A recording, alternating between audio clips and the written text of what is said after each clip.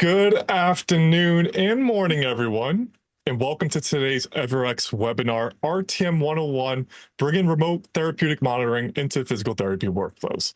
My name is Joe Junta, and I am the marketing manager at EverEx. I'll be moderating today's session, and we're so excited to have you here as we break down what RTM is and how it fits into real clinical workflows, and why it is becoming an important opportunity for physical therapy practices looking to improve patient engagement, support better outcomes, and create new revenue opportunities. Today, you'll hear from Diep and Ellen Morello, who will walk through RTM from a practical, clinician-focused perspective. The goal of this session is to make RTM easier to understand and easier to picture inside the day-to-day flow of care. Before we get started, feel free to submit any questions that you may have through the Q&A during the webinar, and we will make sure to address them toward the end. With that, I'll turn it over to Diana and Ellen to get us started. Thank you, Joe. I'm going to just introduce myself really quick. I'm Ellen Morello. I'm a physical therapist. I have been on the digital side of PT practice now for almost exclusively digital PT for 8, 9 years or so. So I'm excited to share some of my experience in the digital space and share a bit more about our product here at EverEx. Diana?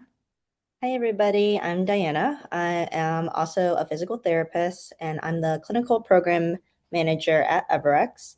So I manage our clinical team that provides outsourced monitoring for our clients.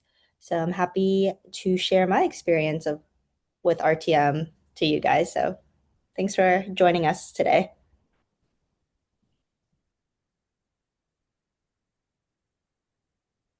All right, so today what we're going to cover in this webinar is just a basic intro to RTM at first. Then we're going to go over some workflows and different options that clinics can use based off of their needs. Then we're going to look inside the EverEx dashboard and give you a little demo of that. Then we'll go into common first questions that we hear from our clients and others participating in RTM programs. We'll go over a case study of one of our clients, and then we will go into a live Q&A with you guys. All right, so we'll start with what RTM is.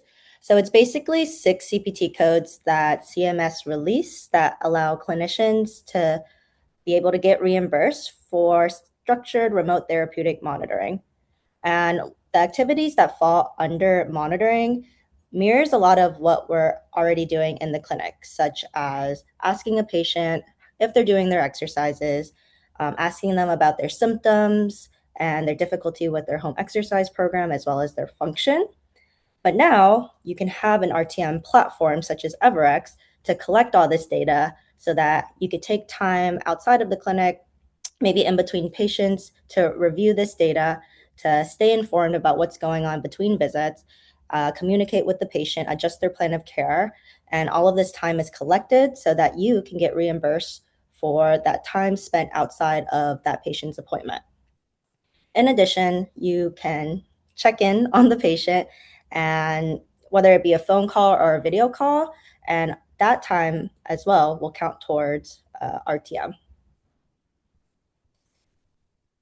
So the 6 codes that I was talking about before, we're going to explain in a simplified as possible way. So these 3 codes are data transmission codes.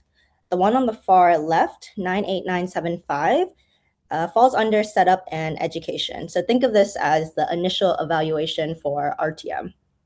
Basically, a clinician will explain to the patient what RTM is and help them get onboarded onto an RTM platform such as EverEx.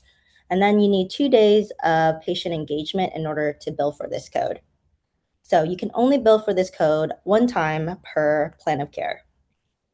And then the next 2 codes are data transmission codes that involves patient engagement within whatever software you're using. So 98985, you can build this if the patient is transmitting 2 to 15 days of data within a 30-day billing period. And you can bill 98977 if the patient transmits 16 to 30 days of data within a billing period. So these 2 codes cannot be billed within the same billing period. It's whatever you meet for that billing period, you can only bill either or. And then the last three codes are monitoring time-based codes. So on the left side, we have 98979. If you're spending 10 to 19 minutes monitoring this patient during a calendar month, you can bill for 98979. Monitoring is basically reaching out to the patient, communicating with them, reviewing their data within the RTM platform, and updating their plan of care as needed and based off of the data that you're reviewing. So if you're doing 10 to 19 minutes, you can bill for this first code, 98979. If you do more, 20 minutes to 39 minutes, you can bill for 98980. So these two codes that I just mentioned, you cannot bill within the same billing period. So it's either or. However, our last code, 98981, you can bill this if there is an additional 20 minutes of monitoring done outside of the first 20 minutes. So think 40 minutes of monitoring, 60, 80 minutes. You could bill 98981 multiple times within a calendar month. All right, so why bother with RTM? So we've seen time and time again that digital health services helps to improve patient outcomes, and RTM also falls into that category. There has been some studies out there that shows that patient outcomes improve and patient adherence to their physical therapy appointments also increased and improved. So more and more studies are coming out. RTM is still fairly new, so more things will be published in the near future. Secondly, you get more visibility in what the patient's doing outside of the clinic. And this is important because patients are spending more time outside of the clinic than they are during their in-person visits. So even if a patient's coming like 3 times in a week, that's only about 3 hours within the 7-day week. So, and we all know that patients, most of their progress are made outside of the clinic. So having that insight into their adherence, their progress, really helps clinicians make more informed decisions when the patient is coming in for their next appointment. And lastly, many clinicians are already doing some form of this work, whether it be checking in on their patients, monitoring their progress, adjusting their plan of care or HEP. But most likely, they're not getting reimbursed for this unless they're already doing RTM. So if you're already providing and delivering value-based care, you can now get compensated for it. And the more monitoring you've done during a calendar month, the more revenue you could generate for your clinic. All right, we get this common question a lot of the times. What's the difference between HEP versus RTM? So we list here in this slide just the core differences. With HEP, the goal is to send them home with a routine that they can follow either in between visits or after discharge. And the goal is to make sure they have something to help them become more independent towards managing their condition. The goal for RTM is to be able to stay involved in their care between visits and to catch issues early so that they're progressing towards their goals as quickly as possible. With HEP, it's just one direction. You're just giving the patient a digital copy or even a printout of their home exercise program, and then you hope that they're doing it. And with RTM, it's a two-way street, really. You're giving them the HEP, but the patient's logging their exercise into the RTM platforms such as EverEx, and that data is flowed back to the clinician so they can act upon it. HEP, you're not really collecting any data or any hard data, we should say. It's mostly subjective. When the patient comes in, you ask if they do it or not. And with RTM, you have these hard numbers, these objective numbers on their adherence, their symptom scores, their difficulty with their exercise, range of motion, etc. So I'd say HEP is best for establishing a routine, but with RTM, it's best for catching issues, adjusting plan of cares within a timely manner, and of course, establishing a routine for the patient to progress towards being able to manage their symptoms on their own. And as mentioned before, you could bill for RTM. You can't really bill for HEP at this point in time. So now I'm going to review some of the workflows and the options that you have for your clinics. So there are three workflows that you can choose from in order to incorporate RTM. So the first one is a SaaS workflow. So SaaS is software as a service, and this is all self-managed within the clinic. The biggest advantages here is that it's low cost because the clinician providing the monitoring most likely is already working for that clinic. That clinician providing the monitoring has full control of the patient experience. They're monitoring them, they're seeing them in person. So they have a good understanding about what's going on outside of the clinic and during in person care. And this works best when the clinician has bandwidth for this. So, that being said, one of the trade offs is the treating clinician has to own the whole process. And that can be a little bit overwhelming and hard to sustain if the RTM caseload increases.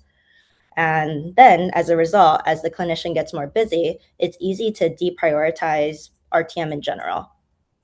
So, the second option that is available is doing software as a service and having an RTM coordinator. So, this is kind of like a hybrid workflow.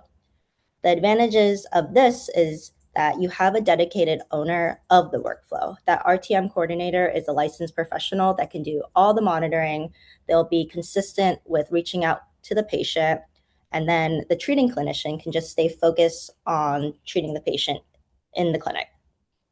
The trade-off is that there is a headcount investment. You do have to hire somebody that's licensed, a PT, PTA, to provide the monitoring, and then you have to train that clinician, which takes time away from leadership. Or you can have somebody on the software team train that clinician, but again, it costs a little bit of time and money. The third option we have here is outsource monitoring. So this is basically hiring a third-party company to do the monitoring for you, such as EverEx. So the biggest strengths here is that there's minimal lift on the clinical team because the third-party clinical team will provide that monitoring service. This is the fastest to launch because there's little training needed to be done for the client. And also there is a predictable per patient model, which means the more you enroll, the more of an understanding of how much you're going to get reimbursed you have. The trade-off here is that there is a higher per patient cost. You're paying somebody to do the monitoring. However, if you have a large enough caseload, then you can offset this cost easily. And lastly, there's less direct visibility for the treating clinician. However, teams such as the EverEx clinical team are trained very thoroughly to communicate as much as possible with the treating clinician so that we're all a care team, we're all collaborating, and that visibility is there because we're keeping in touch as much as possible. So with EverEx, we can support whichever model works best for you based off of your clinic's needs, and we can figure out what's the best fit for you. So in the next slides, we are going to go inside the EverEx dashboard and give you a little demonstration of what providing remote therapeutic monitoring will look like. All right, thank you, Diana. We're going to switch gears here a little bit. So let me just pull, actually, I'm just going to first go to the next slide where we'll kind of overview a snapshot, and then I'll switch over to showing the actual software. But basically, when you log into an RTM dashboard, you'd be able to see some data. Right now, this is a screenshot of a data overview where you could see a patient's adherence to exercise, their symptom score and how it's been changing over time, their intensity, if they're saying exercises are too intense or too easy, and then integrated step counters. So these are all different data points that softwares may be collecting that you can easily oversee in an easy snapshot to take clinical action on. Now let me just switch over to one of our kind of demo accounts where I could share a live way to kind of look at this data and take some clinical action based on the data that you'd see. So this is a instance of our dashboard. We are kind of constantly improving the product and making updates as well. So what you see here today is kind of just a sample, and we're kind of constantly iterating and improving on this view.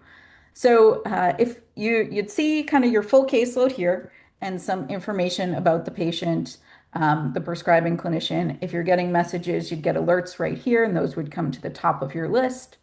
But then you would click in on a patient and you'd be able to kind of see the exercises that have been prescribed. There might be some notes here. You could log communication with the patient. All of that is done right here. But then in terms of the clinical data, you'd be able to see this sort of snapshot of trends over time, which is really helpful as a clinician. So now as a clinician, I'm looking at Bruce and seeing what's going on with his data. You'll see the timer is going, indicating, that it's already running to capture some of the monitoring that I'm currently doing on Bruce. Uh, but then I could look at this chart and I would see here, his symptoms are, not getting too much better, but his intensity is going down, meaning his exercises are probably getting easier and easier over time. So as a clinician, I'm thinking, maybe it's time to adjust his workouts and give him something a little harder. And hopefully that will help decrease some of his symptoms. You can scroll in and double click on the data here too. So let's say I wanted to see what he did on this day. I'd be able to click on the information, scroll down and see, exercises he's completed on that day. If he had marked anything difficult, that would appear here too. But on a certain day, you can kind of double click onto the data to see that too. In our next release, there's a really nice calendar view of this as well. You could also monitor the range of motion over time. So let's say I want to see his hip extension. It looks like it's improved from 4 to 7. So you can kind of monitor range of motion over time as well. I'm going to switch back over to the deck so I can show you some of the patient experience as well in terms of range of motion. Um, Let me just switch back to our presentation deck here. So as we went over, all of these different data points are being captured in our dashboard. But then we are also capturing range of motion. So we have 27 different joint ranges of motion available to track. We've developed an AI computer vision technology. It's our own technology. It was developed with a lot of clinicians involved to really identify bony landmarks. We validated our bony landmark capture against X-ray technology. We've validated our computer vision motion capture technology against 3D cameras, something like a Vicon. So it's very accurate, it's very smooth, and I'm just going to show a sample of what the patient would see when you prescribe a range of motion assessment to them. Uh, so this is a Measurement will begin shortly. Bend your left knee as much as you comfortably can.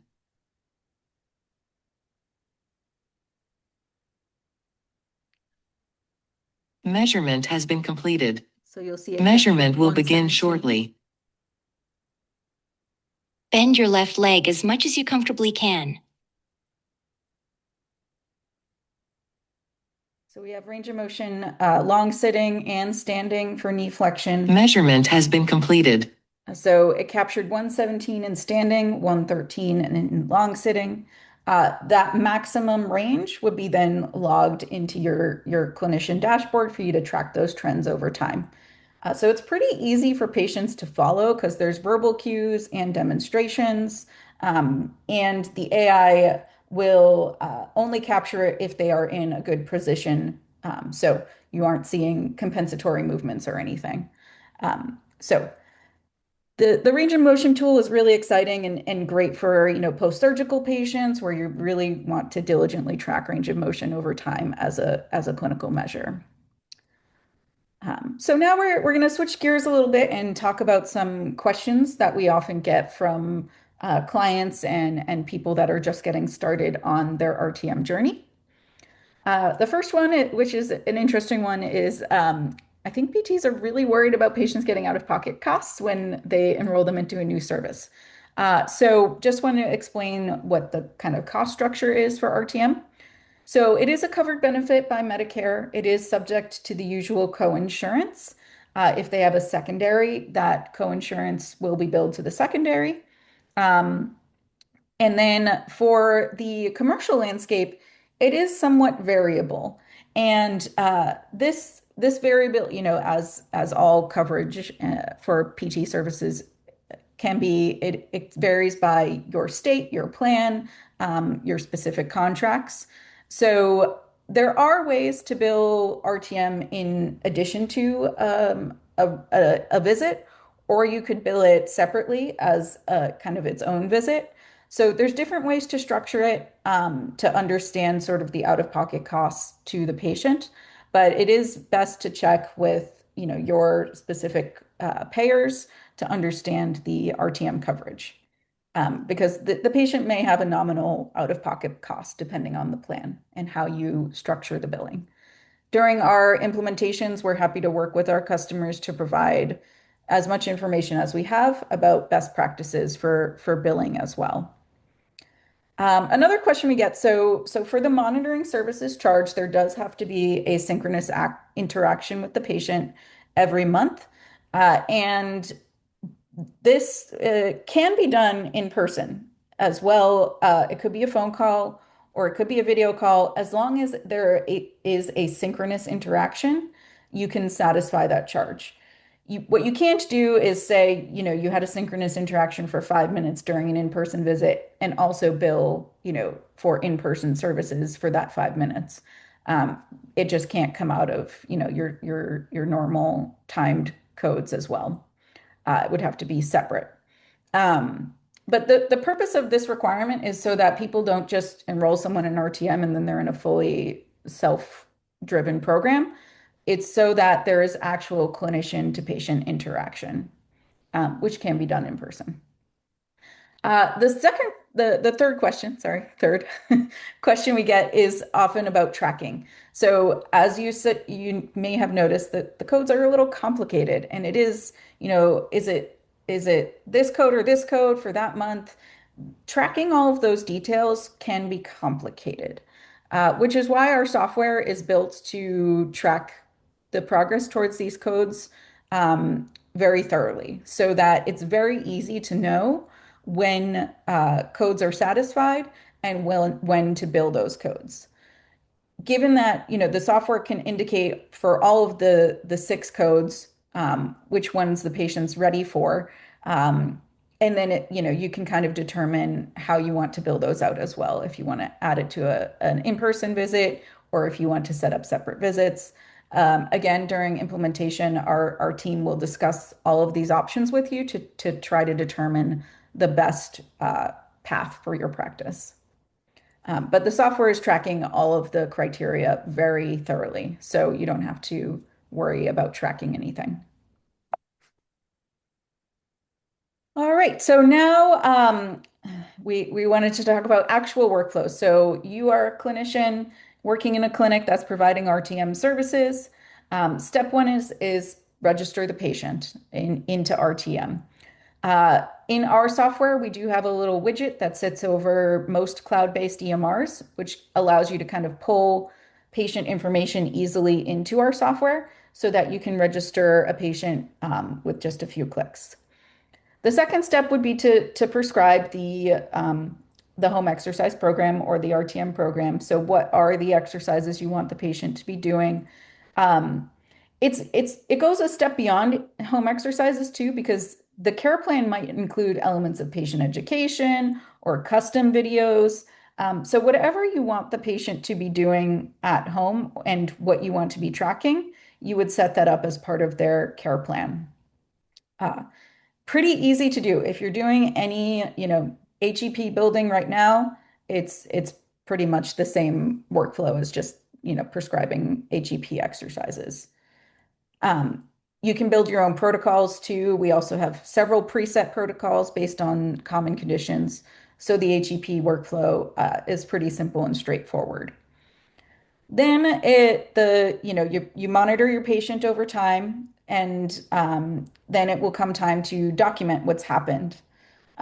So you will want to do that within your EMR. We have templated documentation. We have a monthly RTM report that attaches to every patient, so you can easily upload all of the RTM data and activities to support your billing. Uh, so that is an easy to pull report that you then put right into your EMR for billing. And then obviously you're checking in with your patient, you're responding to your patient, you're doing your usual monitoring workflow to manage your patient caseload. So pretty simple in terms of day-to-day workflows. And again, during our implementations, we're happy to educate and train on all of these different components in terms of best practices and how to make it easy to roll out.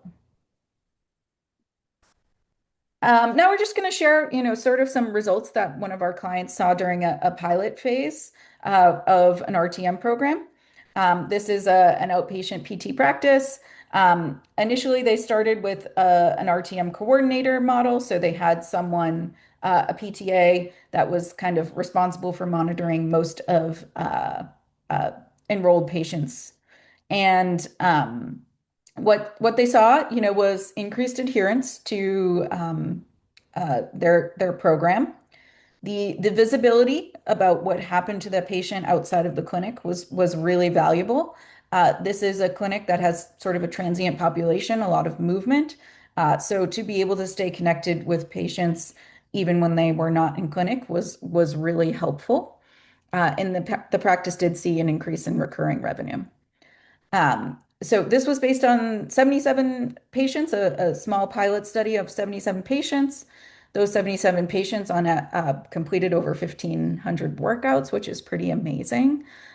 They were logging in 58.7 times per patient during their entire episode of care, 340 messages sent by the therapist, decrease in pain, increase in range of motion, 15,000 extra revenue, and an increase in patient engagement with monitoring.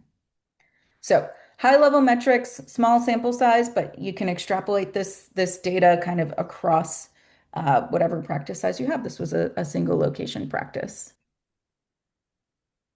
All right, we are ready for the Q&A portion. All righty. Let me bring up the questions. For our very first question, what is the difference between giving a patient a HEP and supporting that patient through RTM? Yeah, I can answer that question.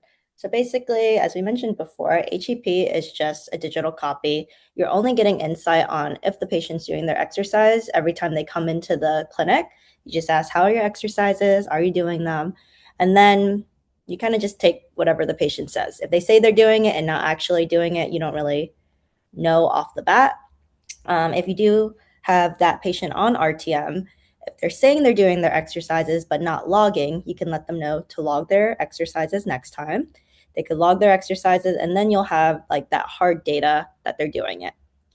Granted, they could also just log it in and not tell the truth, but then you'll use your clinical judgment for when you see them in the clinic, and then you can adjust the plan of care or the home exercises based off of what you see, and then continue to monitor them in between visits. And I think Thank too, you. it's Sorry, really going on. yeah, I was just going to elaborate on that. I think for me, a key difference is when I enroll someone in RTM, I'm also explaining to them like there is accountability. I'm going to actually be checking if you've done your exercises or not. So, please go in and give me feedback. Let me know what's working. Let me know it's, not working so I can adjust your care plan. But also like I will be reviewing this, so I will know if you've completed them or not. Please let me know if you've completed them. Um, and I think it adds that additional accountability to the patient to be like, oh, okay, you're actually like you care about if I'm doing this at home or not. So uh, the patient Thank you. accountability is the biggest Yeah, difference. patients get really excited too. So they're like, oh, I forgot to log yesterday, but I've been doing my exercises every day. Did you see it? So I think patients that are more motivated, like they get excited about this. So it is a valuable, RTM is a valuable tool in that sense. Indeed, it is. We have a question from Lisa Toth. What happens after DC from RTM? Does the patient still have access to their exercises? And can we reduce frequency with RTM to once a month or so? That is a great question, Lisa. I would say yes. So after discharge, you're kind of then the patient's in more of like a HEP type experience where maybe you aren't doing the monitoring component of the care plan, but the patient would still have access to, prescribed programs. They could still go and review the videos. They could still like review their care plan. The difference is that you're no longer actively monitoring them. So you're no longer going to be billing for the RTM CPT codes. It's a good way, like once they get into that maintenance phase of their care plan, they can just kind of stay on and have access to a program and reach out if anything changes, if symptoms change or anything. Um, and then we do see a use case where PTs are kind of using this towards the end of an episode of care to keep patients engaged for another month or so, progress towards independence. You do need to have an open plan of care for billing Medicare. So if you haven't done a re-eval, the patient does need some sort of like care continuity to keep that care plan open for any time greater than a month. But it is a nice tool sort of at the end of the episode of care to encourage the patients towards more independence and kind of keep them active in that way. Yeah, and I can give an example. There's a real life example. So if I had like a patient Joe, right, and he's like abusing physical therapy, not wanting to get discharged, I can let him know that there's this RTM program I can enroll him in. He still has access to me, or he still has access to me even though he's not coming into PT.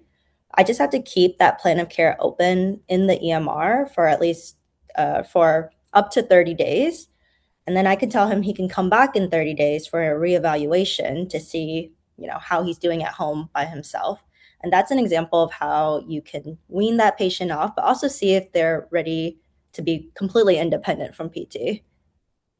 And you can get reimbursed for it. Hopefully that answers your question, Lisa. Another question from Michael Pape. Does patients still have access to their exercises upon DC? We've already explained that. Yes, they do. So thank you, Michael. From one of our attendees, what is the average rejection rate on RTM CPT codes? Are they generally approved by Medicare? Yes, generally they are approved by Medicare. Medicare is one of the most consistent payers. Again, you do need that open plan of care. And as you know, for all things billing Medicare, you need to justify clinical necessity. But they are pretty consistently paying, unless there are errors in the billing, maybe incorrect codes or incorrect diagnoses, those types of things like standard Medicare denial reasons. But it is a pretty consistent payer.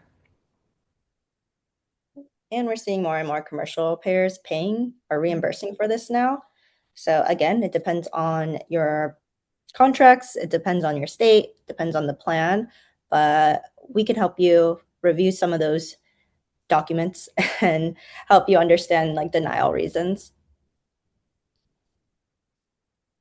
Another question we have is, what are the data sets that are required for successful billing? And are they available on the platform or need to input some from our side? Yeah, that's a great question. So, like I mentioned, we do generate a billing report. So you can there's kind of multiple ways to review when codes are ready. We can do that on a monthly basis. You could do that on a per patient basis to see sort of what the status of all the codes are at any given point. Because some of the codes run on a monthly cycle and some of them run on a 30-day cycle, our software will sort of let you know when a code has been satisfied and is ready to bill. Um, so we kind of track it all. You can then download a sort of pretty comprehensive patient report that will show you sort of exactly what it is being billed out. So all of that can then go into support your documentation.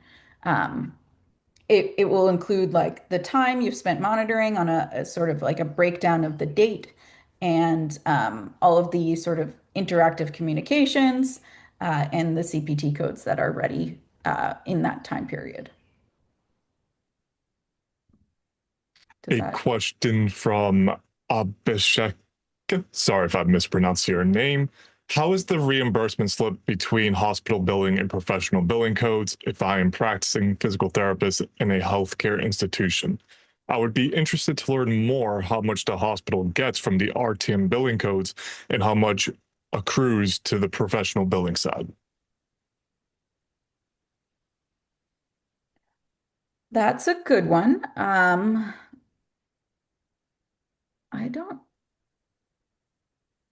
I don't know the hospital to professional billing side breakdown, transparently. Joe, can you remind me the first part of that question too?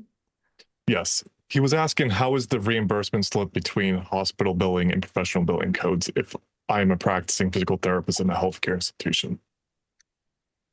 Yeah, I don't know how to answer that question, unfortunately. I'm sorry. Yeah, we do know that if you're billing from a hospital-based institution for outpatient care in general, you do get reimbursed more from what we've seen, not specifically for RTM, but just for the typical therapeutic PT codes, TETA, NMES, or NMR, sorry, etc. But something we could definitely look into. Mhm. We shall, and once we have our answer, we will make sure to send it over your way, Abhishek. Thank you for asking the question. From Lisa, are there any ICD-10 codes that do not allow for RTM? So go ahead, Diana. From what I've seen, there's no specific ICD-10 codes that I've seen get denied. The codes do have to be musculoskeletal, which is very easy for PTs to satisfy. To be safe, we have to make sure those codes start with the letter M. So I know there's some like difficulty walking or something starts with an R. So if I do add that, I make sure I have an M code in there as well, just to be safe. And for one of our final questions, how can my interactive communication with the patient be timed on the EverEx platform? Great question. So we do have a call log interaction log. So if you have a phone call or anything, you can add the time of that interaction, whether it happens in person or over the phone. You enter basically the communication happened from 12:30 to 12:39, and you input those times, and the communication gets logged, and then those 9 minutes get added to your monitoring time. Alrighty. Thank you so much, Ellen. Oh yeah, thank you again, Diane Ellen, for sharing your insights today. And thank you to everyone who joined us. And thank you for asking these really good questions. We hope the session helped to make RTM feel more practical, approachable, and easier to picture within the day-to-day workflow of a PT clinic. As a reminder, we'll be sharing the recording after today's session, so you'll be able to revisit the conversation or share it with your team. Thanks again for spending part of your day with us, and we hope you have a great rest of your day, everyone. See ya. Thank you. Have a good one. Have a good day. Thank you.